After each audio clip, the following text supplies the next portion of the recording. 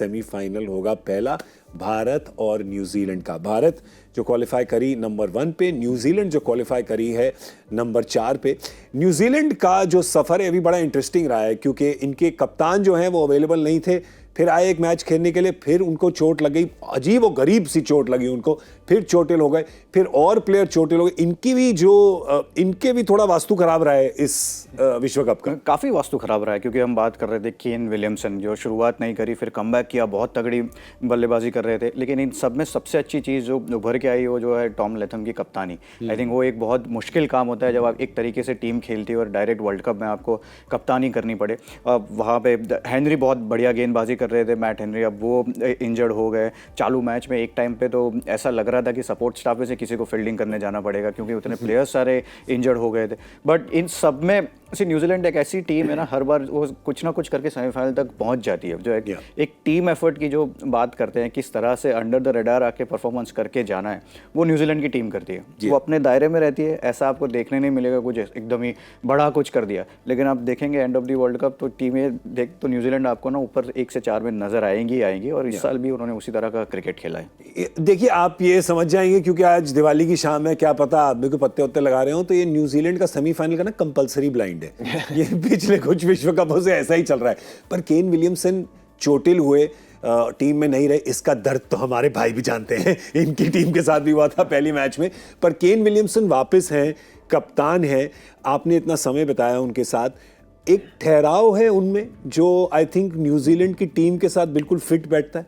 हाँ, और देखिए न्यूजीलैंड की टीम इतने सालों से अगर आप देखेंगे तो ज़्यादातर वो जो टीम है कि एक तरीके की जो होते हैं ना कि हर जगह एक तरीके के लोग होते हैं, वहाँ वैसे ही ठहराव वाला काम है। और उसके ऊपर केन विलियमसन की एक्स्ट्रा ठहराव कि वो आप जैसे देखते हैं तो देखते ही आप समझ जाते हैं कि किस तरीके के इंसान और कैसे टीम चल रही है। और जैसे पार्थी ने बोला ना कि अपनी लिमिटेशन में रह के पूरी टीम खेलती है, पर हर बार सेमीफाइनल पिछले 2 विश्व कप के फाइनल खेले हैं। और पिछला किस तरीके से चीज़ें चली हैं कि जब आप न्यूजीलैंड की बात करते हैं ना, तो वो आपकी सॉलिडिटी और श्योरिटी जो है ना वो हमेशा पक्की रहती है कि अगर आपको उनको हराना पड़ेगा, जैसे हम ऑस्ट्रेलिया की बात करते हैं कि अगर भारतीय टीम इतना अच्छा खेल रही है, भारतीय टीम का अगर आप सफर देखें और न्यूजीलैंड का देखें, 2 अलग सफर हैं। और जो भारतीय टीम का हमने देखा 9 मैच तो जीते, पर आप डिफेंड की बात कर लीजिए, आप चेज की पहले 5 चेज किए, फिर 4 डिफेंड किए, कि तो सारे जो बॉक्सेस हैं बिल्कुल टिक किए हैं। वहीं न्यूजीलैंड जिस तरीके से पहुंची है, शायद कोई सोचे अरे नहीं बड़ा फर्क है, बड़ा फर्क नहीं। न्यूजीलैंड भी अगर आप देखें 390 रन का मैच शायद 5 रन से हारे। पाकिस्तान के खिलाफ एक मुकाबला जब 400 बनाए थे, बारिश हो गई, तो वहां पे न्यूजीलैंड अभी 5 जीत के साथ पहुंची है, पर वो आराम से 7 भी हो सकती थी। और ये ऐसी टीम है कि पहले जैसे अगर अफगानिस्तान पहुंचती सेमीफाइनल में, अगर आप सोचिए तो जितना मर्जी आप अच्छा खेलने पर एक अफगानिस्तान ने पहली बार बड़ा मौका, प्रेशर हैंडल करना नहीं आता। इंडिया जैसी टीम के साथ खेलेंगे, कोई भी दूसरी टीम आपको दबा सकती है अच्छे खेलते हुए। यहाँ पे क्या आप ऐसी टीम की बात कर रहे हैं कि इतने साल से उनको प्रेशर लेने आता है और बड़े ठंडे होकर लेते हैं। तो ये एक मुकाबला जो अभी तक एक विश्व कप चला है वो एक अलग है।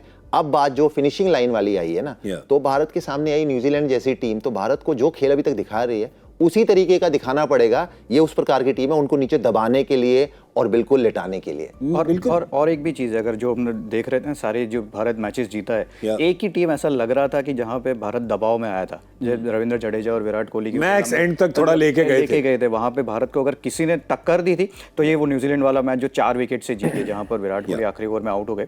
लेकिन वहां पे ऐसा लग रहा था कि 1 विकेट चली जाएगी तो फिर सारे गेंदबाज आएंगे, और वो 70 रन की पार्टनरशिप हुई। तो न्यूजीलैंड में वो मादा है कि वो भारत को वो टक्कर दे सकता है। बिल्कुल, और ये न्यूजीलैंड की टीम प्रेशर में नहीं आएगी सेमीफाइनल में क्योंकि इनका रोज का है, ठीक है, ये करते रहते हैं। तो ये ज्यादा टेंशन रहते हैं। और सबसे इंपॉर्टेंट बात है कि किसी को खानो खान खबर नहीं होती। मतलब जो आंकड़ों को खबर है और क्रिकेट फेटर्निटी और जो होता है ना कि वो बिल्कुल अंडर द रडार, जो बार बार लोग बात करते रहते हैं कि चुपचाप काम करते रहते हैं ना, कि वो मतलब हल्ला कम मचाते हैं, काम कर जाते हैं। देखिए भारत को अच्छी क्रिकेट खेलनी पड़ेगी इनको हराने के लिए, क्योंकि ये फाइनल में भी पहुंचे थे 2019 में, वहां पर भी इंग्लैंड ने इनको इंग्लैंड ने तो नहीं हराया नहीं था इनको, बाउंड्रीज नहीं हराया नहीं, पर मतलब इस बार तो ऐसा कुछ नियम नहीं है। इस बार क्या है, नहीं वो नियम ही हटा दिया। अब क्या सुपर ओवर पे सुपर ओवर, सुपर ओवर पे सुपर ओवर पे सुपर ओवर। चलो कम से कम वो सुपर ओवर पे ये कि ग्राउंड में उतर रहे हैं ना, कि जैसे सॉकर में पेनल्टीज होती है, मानता हूँ कि एक्स्ट्रा टाइम हो गया पेनल्टीज भी, पर पेनल्टी आपको मारनी तो पड़ रही है, कुछ करना तो है ना। ये तो बात वो जो चौको वाली बात थी ना, वो अच्छी नहीं, टॉस जैसी थी। टॉस जैसी नहीं, टिप टॉप वाली है, टिप टॉप करते थे बच्चों में, टिप टॉप वाली बात लग रही थी मेरे को।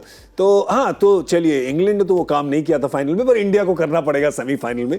और ये आई थिंक ये बड़ा जरूरी है कहना कि आप इनको हल्के में नहीं ले सकते, क्योंकि इनकी गेंदबाजी पूरी है, चाहे इंजरी हुई है, एक मैट हेनरी के ऊपर लॉकी फर्ग्यूसन वापस आए, ट्रेंट बोल्ट अच्छी बॉलिंग डाल रहे हैं, स्पिन के डिपार्टमेंट में भी बड़े अच्छे हैं ये, क्योंकि Mitchell Santner one of the best रहे हैं इस टूर्नामेंट में, लोग इनको अपनी 11 में, पूरी टूर्नामेंट की 11 में गिन रहे हैं, तो मिच सैंटनर ने अच्छी गेंदबाजी करी है, बल्लेबाजी भी इनकी पूरी है। पर पहले गेंदबाजी की बात करते हैं, क्योंकि ट्रेंट बोल्ट ने इंप्रेस किया, क्योंकि ट्रेंट बोल्ट हैं ही ऐसे बॉलर, उनको अगर मिल जाए थोड़ी सी स्विंग, वो जैसे जडेजा को स्पिनिंग विकेट मिल जाए तो वो नहीं छोड़ लेते, ट्रेंट बोल्ट को हल्की कंडीशंस मिल जाए तो वो नहीं छोड़ वो देते। कंडीशंस उनको मिलेगी भी बॉम्बे में, जब भी आप मुंबई में कोई भी मैच खेलते हैं वानखेड़े पे, आपको ना चाहे नई गेंद होती है तो स्विंग तो मिलता ही है, क्योंकि यहाँ पे ह्यूमिडिटी है, तो वो हमने देखा भी है कि भारत के गेंदबाज किस तरह से गेंद स्विंग कर रहे थे, और राइट टाइम पे फॉर्म में भी आए। अभी तक टूर्नामेंट में उनकी गेंद वैसे जितनी ट्रेंट बोल्ट की है क्षमता वैसे नहीं हो रही थी, आखिरी मैच में उन्होंने 4 विकेट चटकाए, वापस गेंद हाथ से अच्छी निकलने लगी। टीम सऊदी, उनको भी स्विंग मिलेगा, उनके पास भी वो एक्सपीरियंस है, लॉकी फर्ग्यूसन के पास पेस है, और मिच सैंटनर जो अभी तक लेफ्ट आर्म स्पिनर की अगर कोई भी बात करे तो सबसे बढ़िया है, पेस का वेरिएशन है उनको, वैसा नहीं है कि पिच से आपको हेल्प चाहिए तभी जाके वो अच्छी गेंदबाजी करेंगे, फ्लाइट में उनके पास वेरिएशन है, पेस में वेरिएशन है।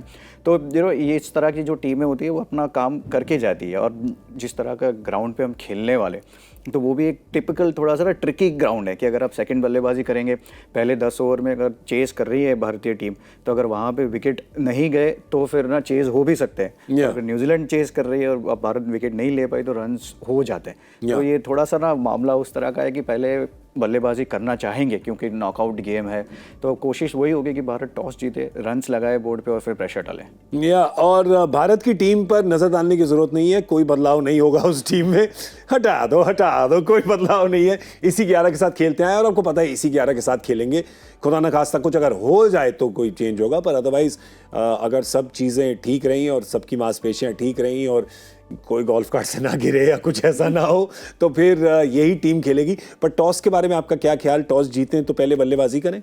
देखिए, ये तो लगभग आप कह सकते हैं कि वानखेड़े पे किस तरीके की परिस्थितियां हैं, कैसा पिच है, दोनों टीम्स जानती हैं, पर फिर भी आप उस दिन जरूर देखेंगे कि कितना सूखा है, टीम्स प्रैक्टिस करती हैं कि कितनी ओस आ रही है, शाम को आ रही है नहीं आ रही है, वो सब चीज़ों पे बहुत निर्भर करता है। और उसके बाद फिर आपका पूरा टूर्नामेंट कैसे चला है, तो वो अभी आप बेसिक एक अपनी प्लानिंग जरूर कर सकते हैं। फिर भी मैं कहूँगा अभी 2 दिन और हैं, तो आपके पास टाइम होता है, तो वो कप्तान सिर्फ कंडीशन देख के बता सकता है। अगर जो आप नॉर्मल वानखेड़े आप देखते हैं कि जैसे अभी एक हमने मुकाबला देखा है वानखेड़े पे, जब श्रीलंका के खिलाफ भारत खेला, उसके अलावा भी कई बार बॉल बड़ा स्विंग हुआ है, कई बार नहीं हुआ, क्योंकि बिल्कुल समुद्र के आप पास हैं, ह्यूमिडिटी जैसे पार्थिव ने कहा, तो वो सब चीज़ें बहुत इंपॉर्टेंट है। पर अगर कहीं पे भी, क्योंकि अब तो गर्मी भी थोड़ी कम हो गई है, मैं तो हमेशा कहता हूँ 50 ओवर का मुकाबला हो, 20 ओवर का हो, कि अगर बिल्कुल नॉर्मल है, काम ओस वगैरह नहीं है, तो बल्लेबाजी पहले करना। रन जब आप बोर्ड पे लगाते हैं ना, तो वो कहने की बात होती है कि 350 या 340 ने आराम से चेज हो जाते हैं। दोनों की दोनों टीम्स कर सकती हैं, पर दोनों की दोनों जो गेंदबाजी यूनिट है वो रोक भी सकती हैं। तो अंत में देखिए, आपको अच्छा खेल तो दिखाना पड़ेगा, पर फिर भी कहीं ना कहीं जिस तरीके से अभी अगर वहां की परिस्थिति है, तो शायद दोनों कप्तान ना बल्लेबाजी की, अगर ओस नहीं है बिल्कुल, तो शायद बल्लेबाजी की ओर अग्रसर जरूर हो। टक्कर का मुकाबला तो जरूर होगा। वानखेड़े में है, न्यूजीलैंड की टीम है, अच्छी फॉर्म में है, गेंदबाजी बल्लेबाजी दोनों में। आप दोनों को क्या लगता है, एडवांटेज इंडिया है, और अगर है तो क्या 51-49 या 50-50 का मुकाबला है? क्या लगता है आपको इस मैच में जाने से पहले? मैं तो कहूँगा कम से कम मिनिमम टू मिनिमम 60-40, 60-40। चाहे कोई भी टॉस, जो रोहित शर्मा सोच रहे हैं कि मेरे को ये करना था और टॉस ना भी जीते, फिर भी, क्योंकि न्यूजीलैंड की हमने बात करी, बिल्कुल पुख्ता टीम है, अच्छी टीम, पर जिस तरीके से भारतीय टीम खेली है और जिस तरीके से सारे आप जो टिक बॉक्स की हम बार बार बात कर रहे हैं, तो वहाँ अभी तक भारतीय टीम ने काफ़ी अंतर दिखाया है। बट कि वो जो है उसको आप आगे ज़रूर लेके जाएंगे, पर अब आप न्यूजीलैंड के साथ खेल रहे हैं, किसी के साथ भी जब सेमीफाइनल खेलेंगे ना, तो वो उस दिन पे जो बात आती है उधर, वो तो फिर बात हो जाएगी ना कि उस दिन आपको खेल जरूर अच्छा दिखाना पड़ेगा। क्या लगता है आपको? Cut copy paste.